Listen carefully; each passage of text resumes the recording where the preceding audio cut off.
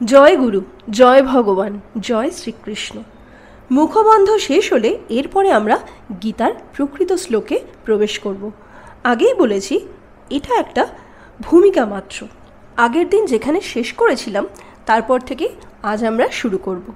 আগের দিনে বলেছিলাম যে এই যে অপ্রাকৃত লোক, যা নিত্য সনাতন, যেখানে প্রতিনিয়ত দিব্য আনন্দের আস্বাদন পাওয়া যায়, যেখানে প্রতিনিয়ত ভগবানের সান্নিধ্য লাভ করা যায়, সেই যে দিব্য জগৎ, তাই হচ্ছে মানব জীবনের পরম লক্ষ্য, মানব জীবনের পরম গন্তব্যস্থল।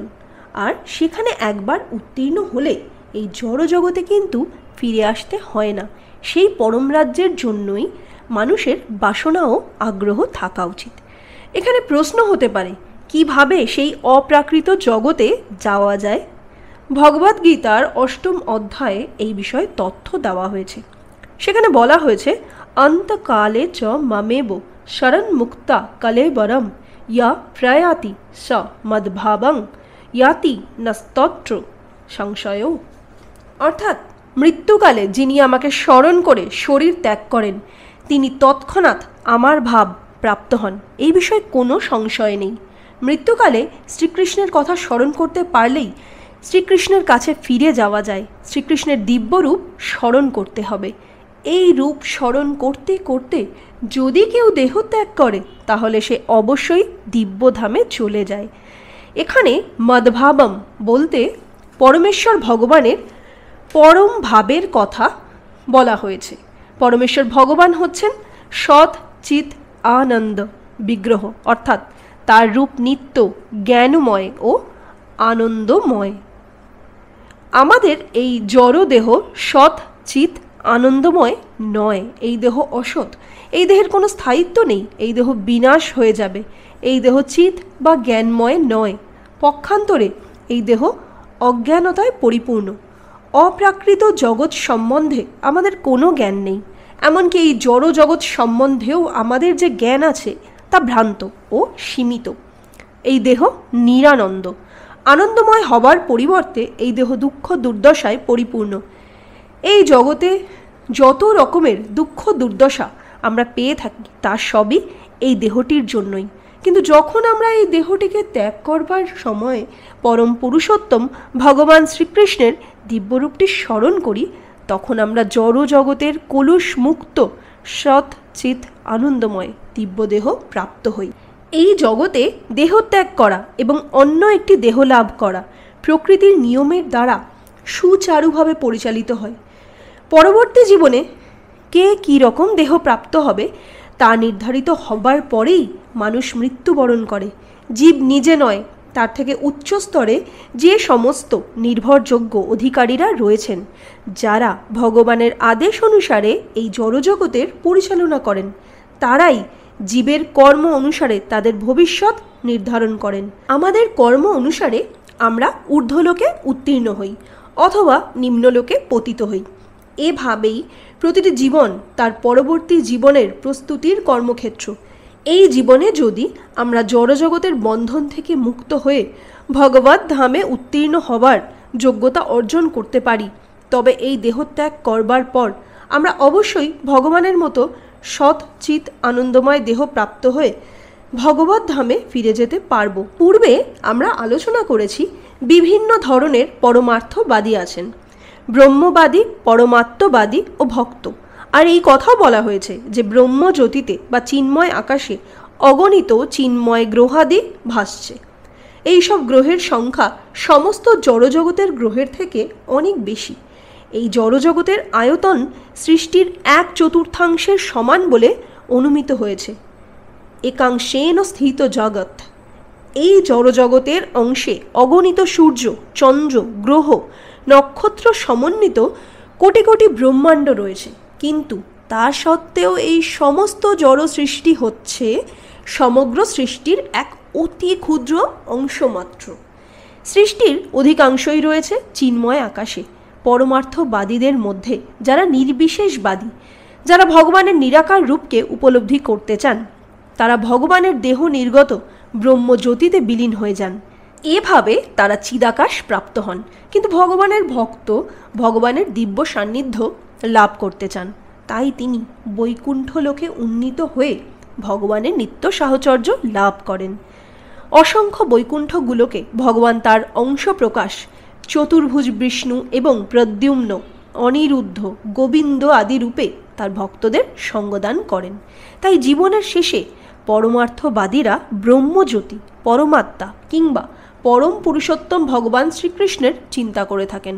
সকলের ক্ষেত্রেই তারা চিদাকাশে উত্তীর্ণ হন, কিন্তু তাদের মধ্যে কেবল ভগবানের ভক্তেরাই বৈকুণ্ঠ লোকে অথবা গোলক বৃন্দাবনে ভগবানের সান্নিধ্য লাভ করার সৌভাগ্য অর্জন করেন। ভগবান এই বিষয়ে বলেছেন, এতে কোনো সন্দেহ নেই, এটি দৃঢ়ভাবে বিশ্বাস করতেই হবে।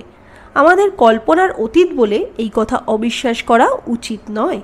আমাদের মনোভাব অর্জুনের মতো হওয়া উচিত, তুমি যা বলেছ তা আমি সমস্তই বিশ্বাস করি। তাই ভগবান যখন বলেছেন যে মৃত্যুর সময় ব্রহ্ম, পরমাত্মা কিংবা পরম পুরুষোত্তম ভগবান শ্রীকৃষ্ণের দিব্যরূপের ধ্যান করলেই তার আলয়ে অপ্রাকৃত জগতে উত্তীর্ণ হওয়া যায়, এই কথা ধ্রুব সত্য বলে গ্রহণ করাই বুদ্ধিমানের কাজ। মৃত্যুর সময়ে ভগবানের রূপের চিন্তা করে চিন্ময় জগতে প্রবেশ করা যে সম্ভব তা ভগবদ্গীতায় বর্ণিত হয়েছে। ইয়ং ইয়ং বাপি শরণ ভাবং তাজ্য তন্তে কলেবরম তং তমে বৈতি কৌন্তেয় সদা তদ্ভাব ভাবিত। যে ভাবে ভাবিত হয়ে শরীর ত্যাগ করে সে নিঃসন্দেহে সেই রকম ভাবযুক্ত শরীর প্রাপ্ত হয়। এখন আমাদের অবশ্যই বুঝতে হবে যে জড়া প্রকৃতি হচ্ছে ভগবানের বহু শক্তির মধ্যে একটি শক্তির প্রকাশ। বিষ্ণু পুরাণে ভগবানের শক্তির বিশদ বর্ণনা করা হয়েছে। বিষ্ণুর শক্তি পরা প্রক্তা ক্ষেত্র ব্যাখ্যা তথা পরা অবিদ্যা কর্মসংজ্ঞান্না তৃতীয়া শক্তিরিষ্যতে। ভগবানের শক্তি বিচিত্র ও অনন্ত রূপে প্রকাশিত। আমাদের সীমিত অনুভূতি দিয়ে তার সেই শক্তি আমরা উপলব্ধি করতে পারি না, কিন্তু মহাজ্ঞানী মুনি ঋষিরা, যারা মুক্ত পুরুষ, যারা সত্যদ্রষ্টা, তারা ভগবানের শক্তিকে পূর্ণরূপে উপলব্ধি করতে পেরেছেন এবং এই শক্তিকে তারা 3টি ভাগে বিভক্ত করে তার বিশ্লেষণ করেছেন। এই সমস্ত শক্তিই হচ্ছে বিষ্ণু শক্তির প্রকাশ, অর্থাৎ তারা ভগবান শ্রী বিষ্ণুর বিভিন্ন শক্তি। সেই প্রথম শক্তিকে বলা হয় পরাশক্তি বা চিৎ শক্তি। জীবও এই উৎকৃষ্ট শক্তি থেকে উদ্ভূত, সেই কথা ইতিপূর্বেই বলা হয়েছে। ভগবানের এই অন্তরঙ্গা শক্তি ব্যতীত আর যে সমস্ত শক্তি তাকে বলা হয় জড়া শক্তি। এই সমস্ত শক্তি নিম্নতর শক্তি এবং সেগুলি তামসিক গুণের দ্বারা প্রভাবিত। মৃত্যুর সময় আমরা এই জড়জগতের তামসিক গুণের দ্বারা আচ্ছাদিত নিম্নতর শক্তিতে থাকতে পারি অথবা চিন্ময় জগতের চিৎ শক্তিতে উত্তীর্ণ হতে পারি। তাই ভগবদ্গীতায় বলা হয়েছে, ইয়ং ইয়ং বাপি শরণ ভাবং তাজ্য তন্তে কলেবরম তং তমে বৈতি কৌন্তেয় সদা তদ্ভাব ভাবিত। যে যেভাবে ভাবিত হয়ে শরীর ত্যাগ করে সে নিঃসন্দেহে সেই রকম ভাবযুক্ত শরীর প্রাপ্ত হয়। আমাদের জীবনে আমরা হয় জড়াশক্তি নতুবা চিৎ শক্তির সম্বন্ধে ভাবতে অভ্যস্ত। এখন আমাদের চিন্তাভাবনাকে জড়াশক্তি থেকে চিৎশক্তিতে কীভাবে রূপান্তরিত করতে পারি? খবরের কাগজ, উপন্যাস আদি নানা রকম বই আমাদের মনকে জড়াশক্তির ভাবনার যোগান দেয়। আমাদের চিন্তাধারা এই ধরনের সাহিত্যের দ্বারা আবিষ্ট হয়ে আছে বলেই আমরা উচ্চতর চিৎশক্তিকে উপলব্ধি করতে অক্ষম হয়ে পড়েছি। আমরা যদি এই চিৎশক্তিকে জানতে চাই বা ভগবত তত্ত্বজ্ঞান লাভ করতে চাই, তবে আমাদের বৈদিক সাহিত্যের শরণ নিতে হবে। মানুষকে অপ্রাকৃত জগতের সন্ধান দেবার জন্যই ভারতের মুনি ঋষিদের মাধ্যমে ভগবান বেদ, পুরাণাদি বৈদিক শাস্ত্র প্রণয়ন করিয়েছেন। এই সমস্ত সাহিত্য মানুষের কল্পনাপ্রসূত নয়, এগুলি হচ্ছে সত্য দর্শনের বিশদ ঐতিহাসিক বিবরণ। শ্রী চৈতন্য চরিতামৃতে বলা হয়েছে, মায়ামুগ্ধ জীবের নাহি শত কৃষ্ণ জ্ঞান, জীবেরে কৃপায় কৈলা কৃষ্ণ বেদ পুরাণ। স্মৃতিভ্রষ্ট জীবেরা ভগবানের সঙ্গে তাদের শাশ্বত সম্পর্কের কথা ভুলে গেছে এবং তাই তারা জড়জাগতিক কার্যকলাপে মগ্ন হয়ে আছে। তাদের চিন্তাধারাকে অপ্রাকৃত স্তরে উন্নীত করবার জন্য শ্রীকৃষ্ণ দ্বৈপায়ন ব্যাস বহু বৈদিক শাস্ত্র প্রদান করেছেন। প্রথমে তিনি বেদকে 4 ভাগে ভাগ করেন, তারপর পুরাণে তিনি তাদের ব্যাখ্যা করেন এবং অল্প বুদ্ধি সম্পন্ন লোকদের জন্য তিনি মহাভারত রচনা করেন। এই মহাভারতে তিনি ভগবদ্ গীতার বাণী প্রদান করেন। তারপর সমস্ত বৈদিক সাহিত্যের সংক্ষিপ্ত সার বেদান্ত সূত্র প্রণয়ন করেন। বেদান্ত সূত্রকে সহজবোধ্য করে তিনি তার ভাষা শ্রীমদ্ ভাগবত রচনা করেন। মনোনিবেশ সহকারে এই সমস্ত বৈদিক সাহিত্য অধ্যয়ন করা আমাদের একান্ত কর্তব্য। জড়জগতে আবদ্ধ সাংসারিক লোকেরা যেমন খবরের কাগজ, নানা রকমের পত্রিকা, নাটক, নভেল আদি পড়ে থাকে এবং তার ফলে জড়জগতের প্রতি তাদের মোহমুগ্ধ অনুরাগ গভীর থেকে গভীরতর হতে থাকে, তেমনি যারা ভগবানের স্বরূপ শক্তিকে উপলব্ধি করে ভগবত ধামে ফিরে যেতে চায় তাদের কর্তব্য হচ্ছে মহামুনি ব্যাসদেবের রচিত বৈদিক সাহিত্য অধ্যয়ন করা। বৈদিক সাহিত্য অধ্যয়ন করার ফলে আমরা জানতে পারি ভগবান কে, তার স্বরূপ কি, আমাদের সঙ্গে তার কি সম্পর্ক। এই সমস্ত শাস্ত্র অধ্যয়ন করার ফলে মন ভগবানমুখী হয়ে ওঠে এবং তার ফলে অন্তকালে ভগবানের সচ্চিদানন্দময় রূপের ধ্যান করতে করতে আমরা দেহত্যাগ করতে পারি। ভগবদ্ গীতাতে ভগবান বারবার আমাদের মনে করিয়ে দিচ্ছেন যে এটিই হচ্ছে তার কাছে ফিরে যাবার একমাত্র পথ এবং তিনি বলেছেন যে এতে কোনো সন্দেহ নেই। তস্মাৎ সর্বেষু কালেষু মামনুষ্যর যুদ্ধ চ মর্যাপিত মনোবুদ্ধির মামে বৈশ্যস্য সংশয়। অতএব অর্জুন, সর্বক্ষণ আমাকে স্মরণ করে তোমার স্বভাববিহিত যুদ্ধ করা উচিত। তোমার মন ও বুদ্ধি আমাতে অর্পণ করে কার্য করলে নিঃসন্দেহে তুমি আমার কাছে ফিরে আসবে। তিনি অর্জুনকে তার কর্তব্যকর্ম থেকে বিরত হয়ে তার ধ্যান করতে আদেশ দেননি। ভগবান কোনো অবাস্তব পরামর্শ দেন না। পক্ষান্তরে তিনি বলেছেন, আমাকে স্মরণ করে তুমি তোমার কর্তব্যকর্ম করে যাও। এই জড়জগতে দেহ ধারণ করতে হলে কাজ করতেই হবে। কর্ম অনুসারে মানব সমাজকে ব্রাহ্মণ, ক্ষত্রিয়, বৈশ্য ও শূদ্র এই 4টি ভাগে ভাগ করা হয়েছে।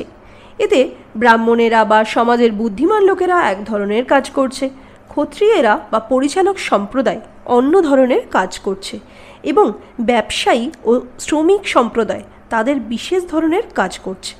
মানব সমাজে প্রত্যেকেই, সে শ্রমিকই হোক, ব্যবসায়ী হোক, যোদ্ধা হোক, চাষি হোক অথবা সমাজের সর্বোচ্চ স্তরের বুদ্ধিজীবী সম্প্রদায়, বৈজ্ঞানিক কিংবা ধর্মতত্ত্ববিদই হন না কেন, এদের সকলকেই জীবন ধারণ করবার জন্য তাদের নির্ধারিত কর্ম করতেই হয়।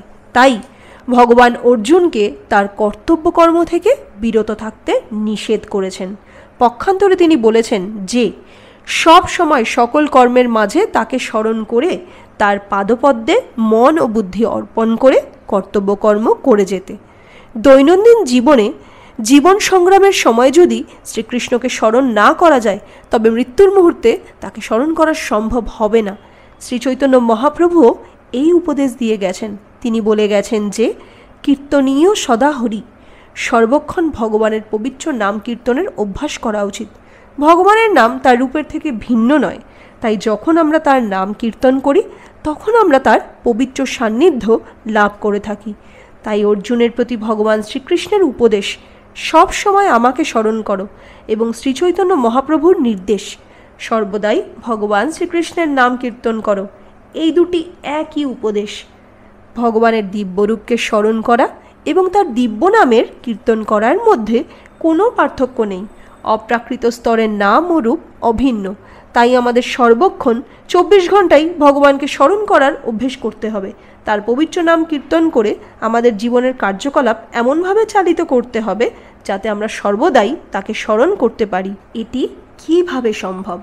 এই প্রসঙ্গে উদাহরণস্বরূপ আচার্যরা বলেন যে যখন কোনো বিবাহিতা স্ত্রীলোক পরপুরুষে আসক্ত হয় কিংবা কোনো পুরুষ পরস্ত্রীতে আকৃষ্ট হয় তখন সেই আসক্তি অত্যন্ত প্রবল হয়। তখন সে সারাক্ষণ উৎকণ্ঠিত হয়ে থাকে কিভাবে কখন সে তার প্রেমিকের সাথে মিলিত হবে। এমনকি যখন তার গৃহকর্মে সে ব্যস্ত থাকে তখনও তার মন প্রেমিকের সঙ্গে মিলিত হবার আশায় আকুল হয়ে থাকে। সে তখন অতি নিপুণতার সঙ্গে তার গৃহকর্ম সমাধা করে, যাতে তার স্বামী তাকে তার আসক্তির জন্য কোনো রকম সন্দেহ না করে। ঠিক তেমনি আমাদের সর্বক্ষণ ভগবান শ্রীকৃষ্ণের ভাবনায় মগ্ন থাকতে হবে এবং সুষ্ঠুভাবে আমাদের সমস্ত কর্তব্যকর্ম সম্পাদন করতে হবে। এই জন্য ভগবানের প্রতি গভীর অনুরাগের একান্ত প্রয়োজন। ভগবানের প্রতি গভীর ভালোবাসা থাকলেই মানুষ জাগতিক কর্তব্যগুলি সম্পাদন করার সময়েও তাকে বিস্তৃত হয় না। তাই আমাদের চেষ্টা করতে হবে যাতে ভগবানের প্রতি এই গভীর ভালোবাসা আমাদের অন্তরে জাগিয়ে তুলতে পারি। অর্জুন যেমন সবসময় ভগবানের কথা চিন্তা করতেন, আমাদেরও তেমন ভগবানের চিন্তায় মগ্ন থাকা উচিত। অর্জুন ছিলেন ভগবানের নিত্যসঙ্গী এবং তিনি ছিলেন যোদ্ধা। শ্রীকৃষ্ণ তাকে যুদ্ধ করা থেকে বিরত হয়ে বনে গিয়ে ধ্যান করতে উপদেশ দেননি। যোগ সম্বন্ধে যখন তিনি বিশদ ব্যাখ্যা করে অর্জুনকে শোনান, তখন অর্জুন তাকে স্পষ্ট বলেন যে তা অনুশীলন করা তার পক্ষে সম্ভব নয়। অর্জুন বলেছিলেন, ইহয়ং যোগস্তয়া প্রক্ত সাম্যেন মধুসূদন এত সাহং ন পশ্যামি চঞ্চলত্বাৎ স্থিতিং স্থিরাম। হে মধুসূদন, যোগ সম্বন্ধে তুমি আমাকে যা বললে তা থেকে আমি বুঝতে পারছি যে এর অনুশীলন করা আমার পক্ষে অসম্ভব ও অসহনীয়, কারণ আমার মন অত্যন্ত চঞ্চল ও অস্থির। জয় ভগবান, জয় শ্রীকৃষ্ণ, জয় গুরুদেব।